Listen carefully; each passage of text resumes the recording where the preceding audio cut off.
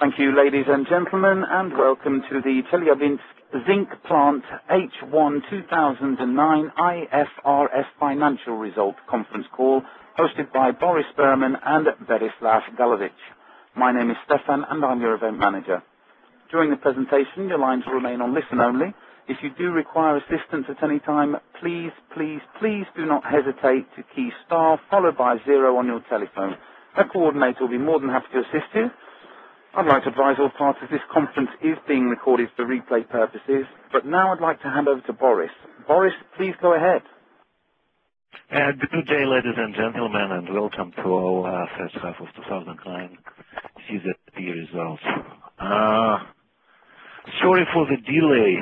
Somehow we were unable to place our presentation on the web, so our IR manager will immediately send you directly to all the participants the presentation file. My name is Boris Berman, and I am the CFO of Chelyabinsk Zinc Plant. With me today is my colleague, our commercial director, Mr. Galovic.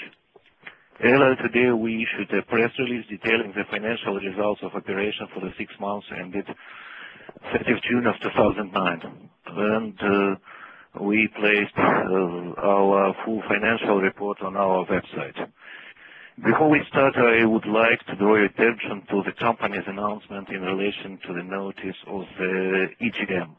As you are aware, in September this year, NF Holdings BV, which controls 58% of the shares of Chelyabinsk Zinc Plant, was sold to a consortium of independent investors, including UMMC and RCC.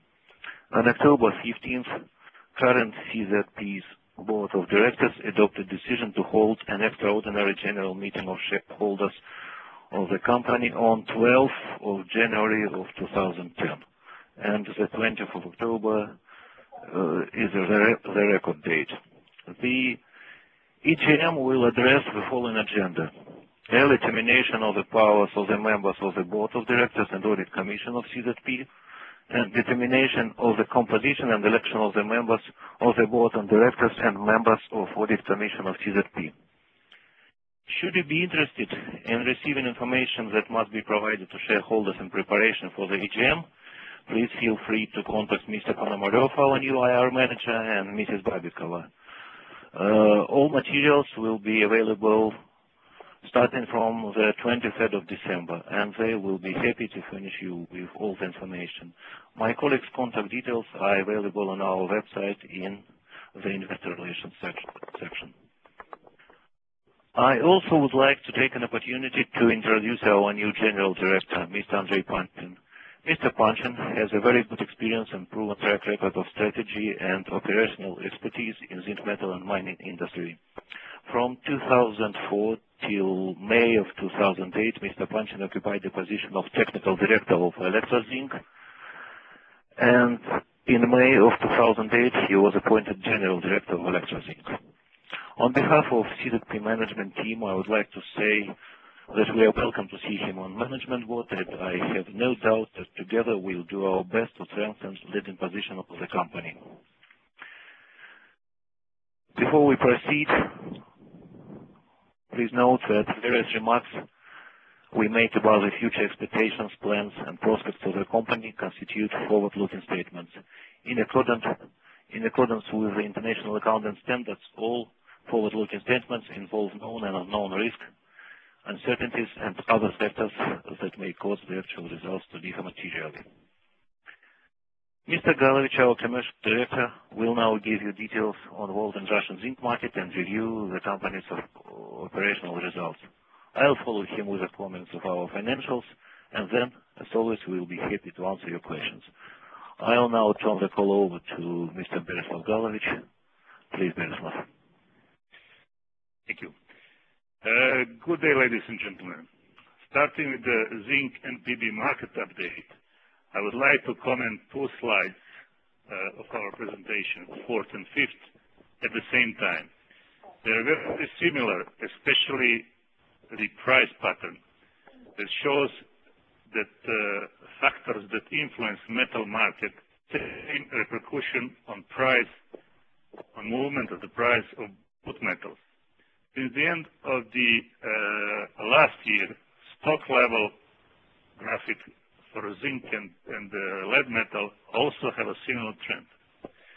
Looking at those two slides does not tell us what was really happening during the first half of 09 at our plant. This time period was very tense and nervous for us, and I'm sure for all zinc and lead producers all around the world. To bring back this atmosphere, I would like to go a bit further back and comment situation that surrounded Chelyabinsk zinc plant in the fourth quarter of 2008.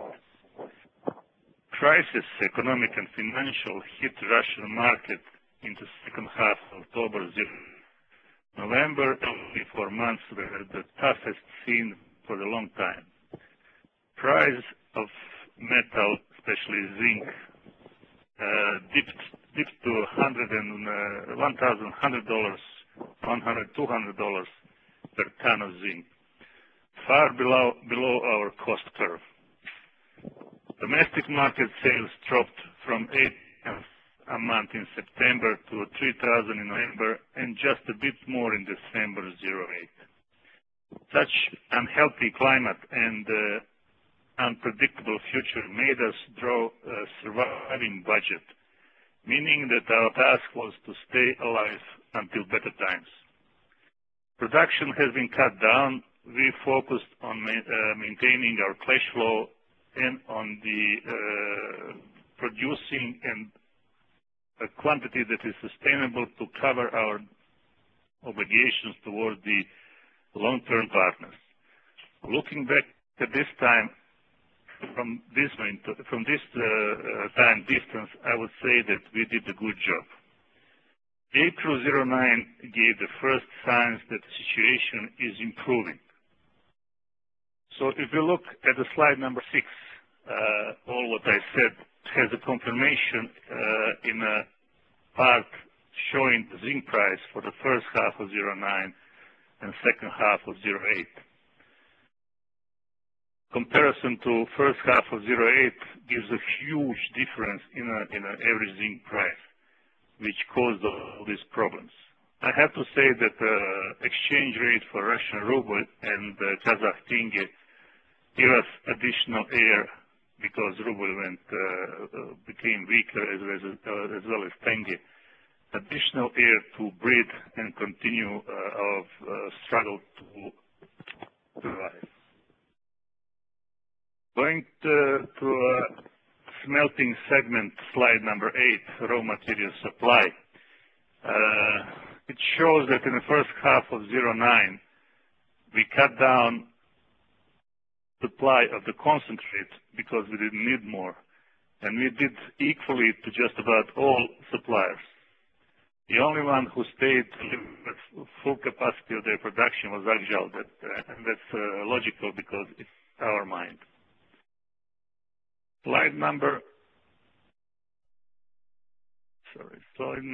9, zinc and byproduct production. Only underlines and confirms what I already said. The production went down to 51,000 tons and 700. Indium, cadmium, sulfuric acid, lead cake, and other byproducts followed because they are must in our production. All the indium and cadmium at that time didn't have bias at all. But sulfuric acid, of course, we had to get told, and we did it. And the fact that production was much lower helped us to overcome possible problems with the placement of the sulfuric acid. The zinc sales, as you can see on the slide number 10, were just about right on the target of what we were in our budget for 2009. We produced 50,000 of sellable, 1,000 and 900,000 tons, and that's exactly half what we planned at that time. Domestic market, although it was very weak during January and February, started to pick up later on, and we managed to have a better portion of it compared to the export. Export was much stronger, on the contrary, in January and February, but later on it was starting. Our traditional buyers stayed in the game except for Novolipetsk.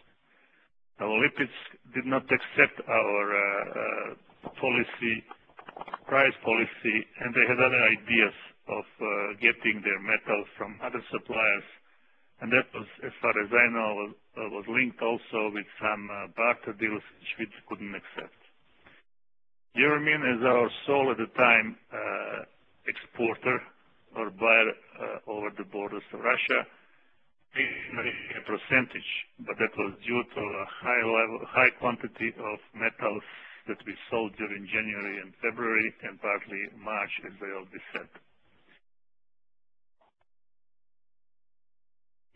Looking at the slide number 11, it's actually showing the operational performance of our mine, Akjal.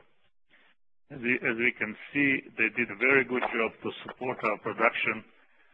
They gave concentrate on the level of the second half of 08, although it was winter, and during the winter it's much harder to produce high quantity. And that also went into our production, and we maintained the level of production that we planned without too much export and purchase from the other suppliers. Next slide is a financial review, and I'm giving back word to Mr. Birman, who will continue with it. Thank you very much.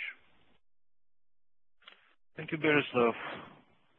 Hopefully all can see the presentation, at least the PDF with the presentation was sent to all of you. Sorry once again for this technical problem. On slide number 13, we can see that our revenue in the first half of 2009 decreased by 37% compared to the first half of the previous year, and it was 3.5 billion rubles. At the same time, the gross profit was about the same, even a little bit higher than in the first half of the previous year. There are two reasons behind this. First of all, our cost-cutting policy, and plus in the previous period there were some one-off withdrawals. Accordingly, our gross profit margin increased from 10 to 17%. Same is correct about the EBITDA. The EBITDA margin increased from 10 to 15% if we compare the first half of the current year with the first half of the previous year. And as for the net income, there is still in red, but if you compare with the previous periods, you can see that it is much, much lower. The net income was just minus 136 million rubles. On slide 14, you can see our revenue structure by product. Zinc and zinc-based alloys, of course, is the main product, the core product, and its share in the total sales is 82%. It was 88% in the first half of the 2008, and the explanation is obvious. We did not sell lead concentrate in the first half of the previous year, and we did sell it in the current year, and currently there are no problems with sales of this product. On the slide number 15, you can see our cost of sales structure. 52% is materials and consumables. It's less than in previous periods due to the fall of the zinc price and accordingly fall of concentrate price.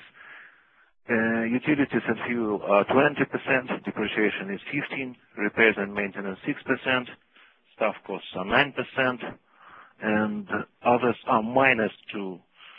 Minus because of the full reverse of inventory provision created in 2008.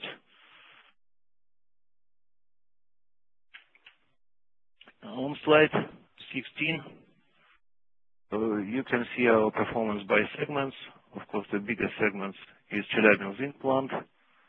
And if you add up all the revenues of all three companies of the group, of course, it will exceed the consolidated revenue because of the fact that we consume the Nova Zinc concentrate internally at Chelyabinsk.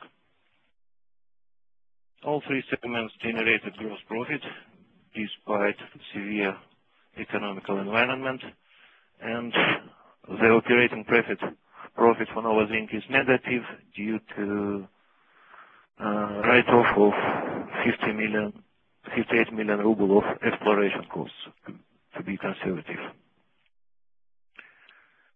On slide 17, you can see our cost structure by segments.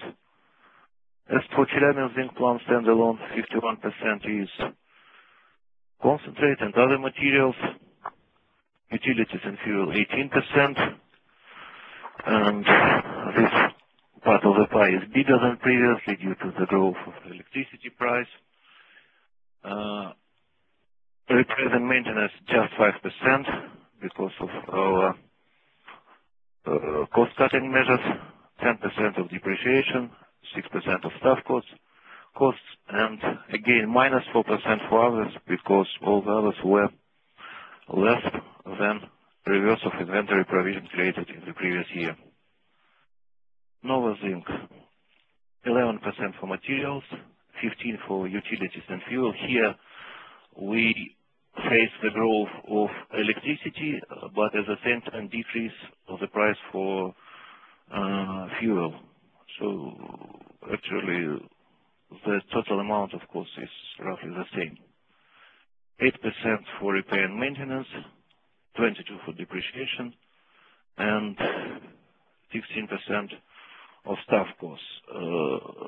The devaluation of ruble to Kazakh tenge was reflected in no ruble savings in staff costs in Kazakhstan, but actually there were material tenge savings. On slide 18, cost structure of broke metal. You can see that 82% of broke costs is zinc they consume. We decided to stop production of aluminium alloys. The marketing analysis of aluminium alloy showed us that it is not profitable anymore. And on slide 19, you can see our balance sheet highlights. Our total debt was $73 million at the end of 2008, $66 million at 30th of June of 2009.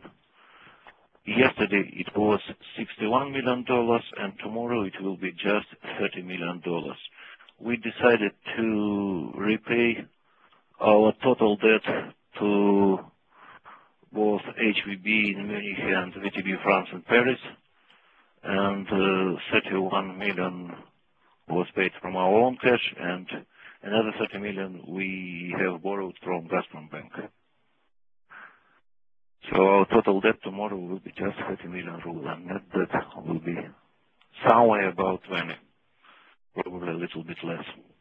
On slide 20, you can see that we, despite the crisis, generated a lot of cash from operating activities due to decrease of the stock, our cost cutting, and as you can see, 197 million was spent to investing activities and almost 300 million to our financing activities. On slide 21, you can see that we had almost no capital expenditure in the first half of 2009 due to uncertainties, due to the low zinc prices, due to the crisis. And that's all for now. Thank you for your attention, and your questions are very welcome. Ladies and gentlemen, your question and answer session starts now. If you wish to ask a question, that's simply keying *1 on your telephone. I repeat, if you wish to ask a question, that's simply keying *1 on your telephone. Alternatively, if you are in the live meeting, you can ask a question by typing in your question in the question and answer section on your screen and clicking the Ask button. Once again, if you do have a question via the audio, that's *1 on your telephone.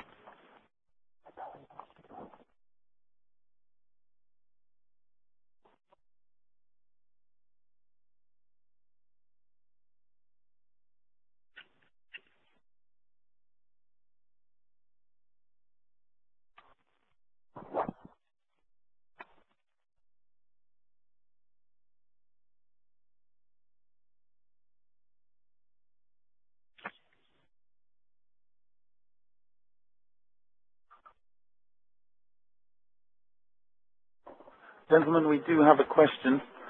It comes from Lena Hafizov, and it reads, could you give any guidance on operating or financial figures for 2009 or maybe 2010? That's the first question. The second question is, what pricing policy will you use concerning raw materials, zinc concentrate? Sorry. Well, thank you for the question. I would say that our plan is to produce and sell about 118,000 tons of zinc in the current year and at least 153,000 tons of zinc in 2010. As for concentrate, we will keep buying concentrate from our Agile mine, and we will keep buying concentrate from Uchili and other UMMC concentrators, and the purchase price will be, I expect, the same one as currently.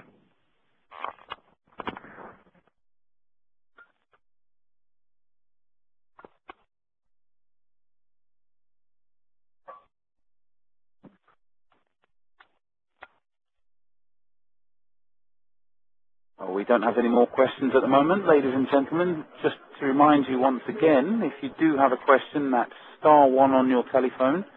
Alternatively, there are questions that can be asked via the live meeting. Type your question in the question and answer section on your screen and click on the Ask button.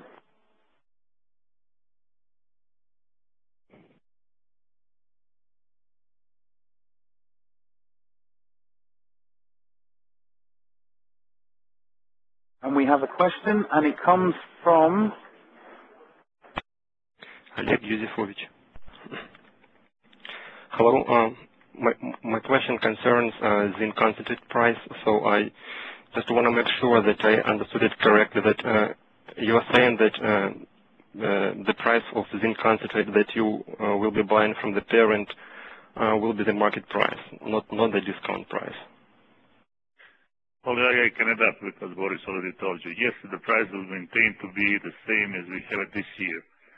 So it will be market price taking into consideration the place where the mines are, where we are placed, and comparing the possible purchase abroad with the purchase domestically, what we always did. So far nothing is changing, and I don't think it will change. Okay. Could you please then say explicitly what's the price formula for the concentrate bought from the in-house Agile mine and from third party, and I mean in terms of percentage of the LME zinc price? So we've been buying concentrates from Russia for 60% LME approximately, and that will continue to be. And what about third parties? Third parties, I don't think we're going to have in future, because it's clear that after UMMC and other members of consortium who have their own minds join both portion of Chelyabinsk zinc plant. They'll be interested to cover our needs fully, at least for next year. You do understand that we have big stocks due to the cut in production last year. Stocks build up, so next year for sure 99.9% we won't import a gram or a kilo. Okay, and is that concentrate price is set on monthly or quarterly basis? It's for a whole year. 60% LME. Okay, and a question on refined zinc prices. I'm just wondering if my calculation is right that in the first half you sold zinc price at about 30% premium over zinc LME prices. Is that correct? And we sold the zinc 30% over the LME price. Yes, that's according to your sales number of and amount of zinc volume sold. As far as I know, our average premium was 14.3% over the LME price in average. On average. And do you think it's going to stay at this level, or it's going to increase, decrease? I don't see that anything can influence decrease of the price at the moment. So it's going to be on the same level. Give up and down 1%, not more. Mm-hmm. Okay, and my last question is, now that UMMC is a monopoly zinc producer in Russia, is there going to be any restrictions on the price increase by the government? Well, I don't know what the government is going to do, but first of all, I want to say that taking consideration that we have what's called the Kazakhstan and Belarus and Russia are in the one custom union, and Kazakhstan is a huge zinc producer, and they always have a possibility to sell inside Russia. What they did, and the quantity was changing from 15 to 30,000 tons a year. Same goes for Balkhash if it comes back online. The Almalik from Uzbekistan is also very successfully selling in Russia, and we feel this. So we cannot say that we are now, or UGMK, as you said, has a monopoly. The market is open, and I don't think that this will the change in position now on the market will influence any changes on the market that will dictate anything different from what we had for the last 5-10 years. That's already discussed and guaranteed on all levels. Okay, thank you. And my really last question is on capex. What capex level do you see in second half this year and for the next year? In the second half, it will be not substantially higher than in the first half. And as for the future, let's wait till the new board of directors will define the strategy and the level of investments, and we will disclose everything on the next conference call. You understand that it's been a crisis year, and we decreased our investments to almost to zero. And now we have to reevaluate our investment programs. So let's discuss it later. Okay, thank you very much.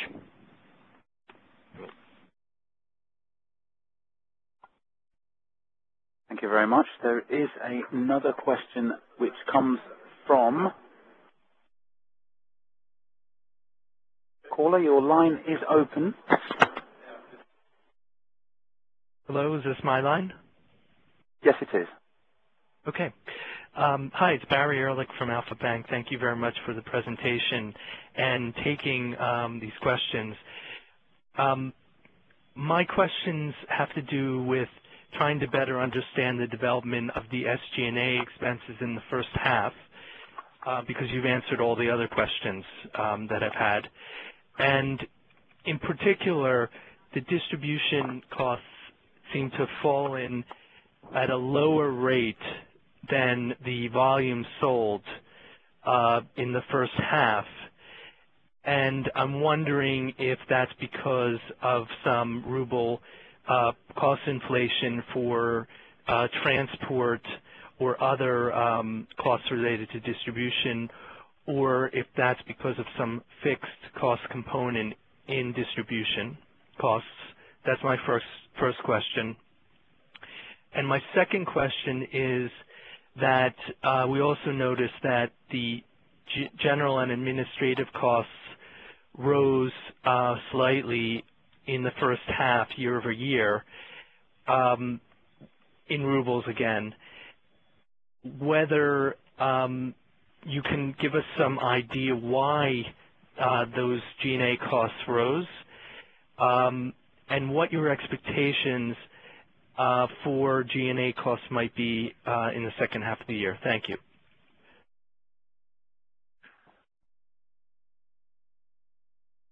Okay, as for the distribution costs, it's just structural thing.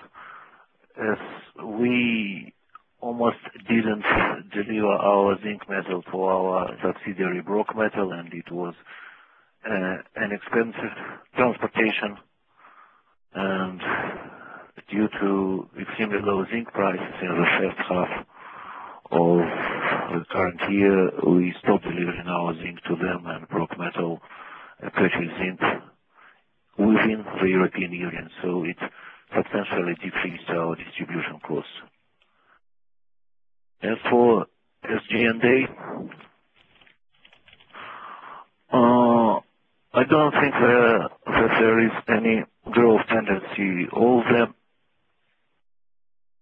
if you compare it with the previous year, there are just a couple of one-off things and nothing more. So the level of selling, general and administrative is substantially the same as it was, and if you want more details, just contact me. I will give you all the numbers. It's long, so it's going to take, I don't know, 10 minutes. But there is no actual increase. Okay, great. And in general, can you give us some idea about your overall, I know you don't have a metric for processing costs, but can you give us an idea how you expect overall concentrate processing costs to develop in the next half year or year in rubles? I mean, I assume they will go up, but by how much they'll be going up, if you have some idea. Thank you. Well, the biggest part of processing cost is electricity. We expect 5% growth in ruble terms in 2010 compared to the current year. And wages and salaries will probably grow roughly by 10%. But at the same time, we will increase the tonnage, so this part of cost per ton of zinc will be definitely lower than in current year. So we don't expect any growth of our processing costs.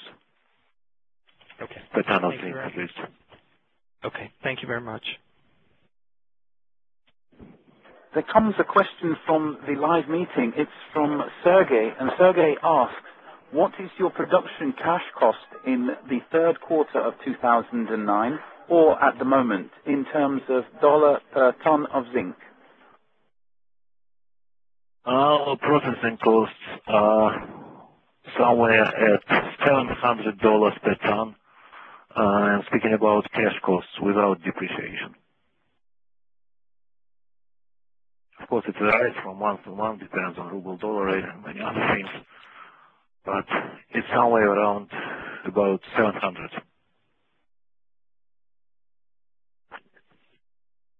Okay, and there is a question which comes from the audio. Caller, your line is now open. Hi. Can you hear me? Yes, we can. This is Sergey Donskoy, Tracker Dialog. Thank you for this conference call. It's a pleasure to hear you again. I think most of my questions have already been answered. Just want to follow up on some of them.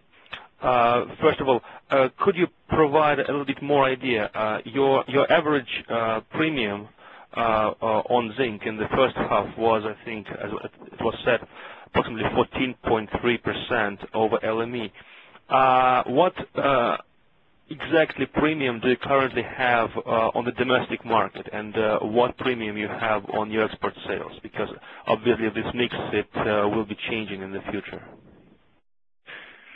Well, domestic premiums are based on our fundamental, let's say, premium in percentages, which is 15%.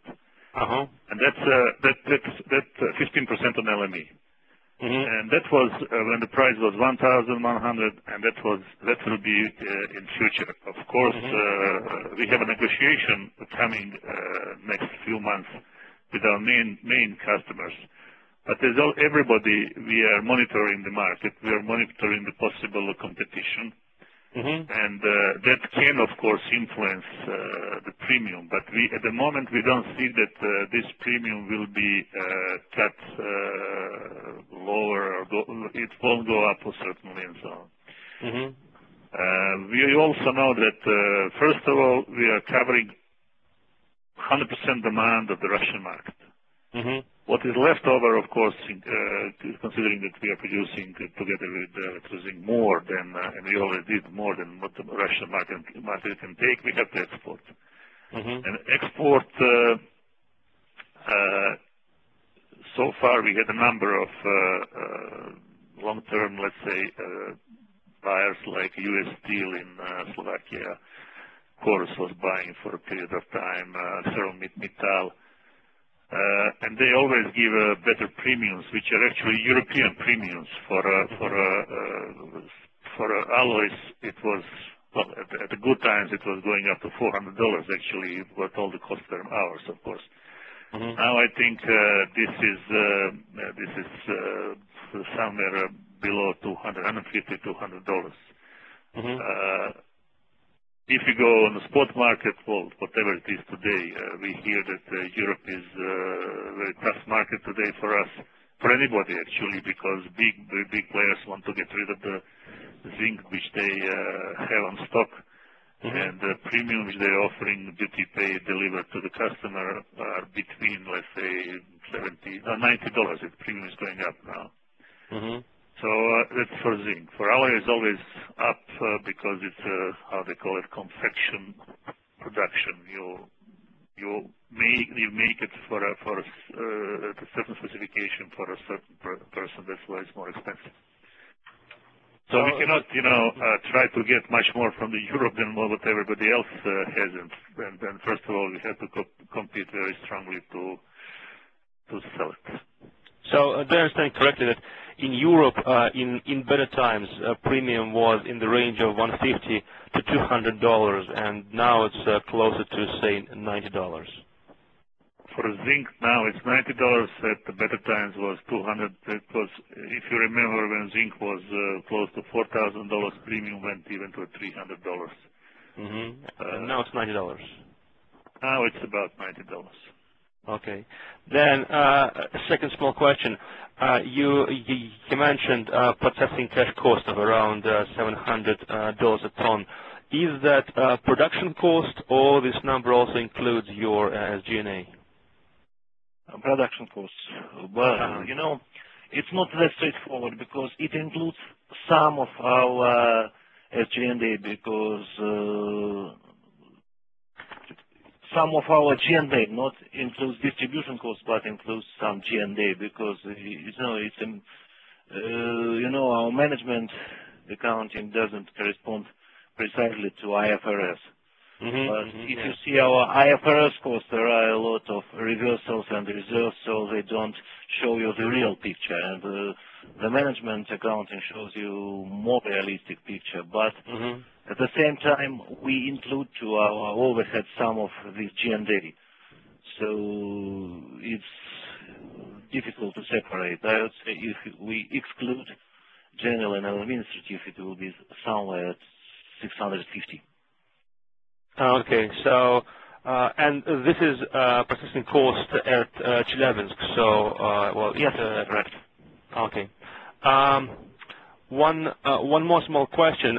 There was a rather significant reversal of inventory impairment. Well, just basically what you mentioned.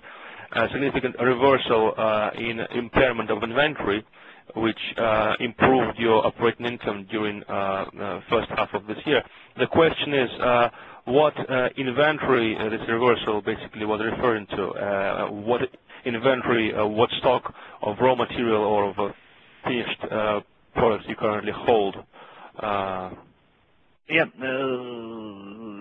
Then you remember the zinc price at the end of December of 2008.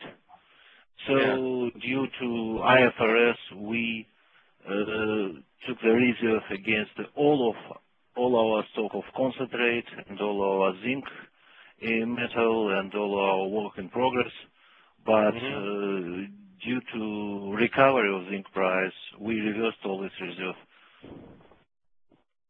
Okay. Okay. One more small question. Well, could you provide? Well, now we're basically already in November almost. Could you provide some guidance for your third quarter or second half of the year EBITDA or operating income? No, it's too early. You know, ruble-dollar rate, is changing every day. Zinc price used to grow till yesterday. Now it's fallen. So the production figure is more or less clear. It's 118 to 119 of sellable metal. All the rest, let's wait till the year end. Okay. And then my very last question. Is there a possibility that after the EGM in January there will be any further management changes in the company, or we will still have the pleasure of regular communication with you guys? Hopefully we will have the pleasure to communicate with you. I don't think any changes are coming. Okay, great. Thank you very much. Thank you. Thank you.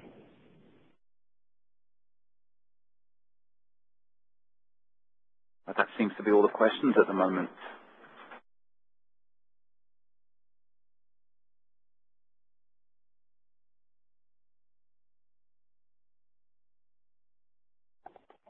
Ladies and gentlemen, if you do wish to ask a question, once again, it's star 1 on your telephone. If you do wish to ask a question via the web, type your question in the question and answer section on your screen and click the Ask button.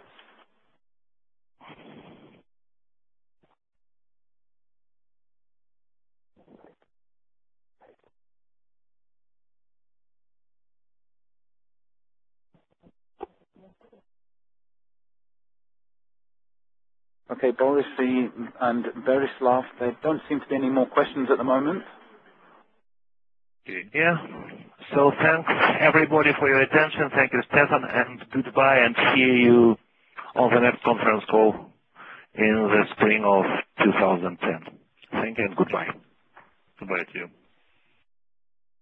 Thank you very much, ladies and gentlemen. Your conference call now comes to an end. You may now disconnect. Thank you.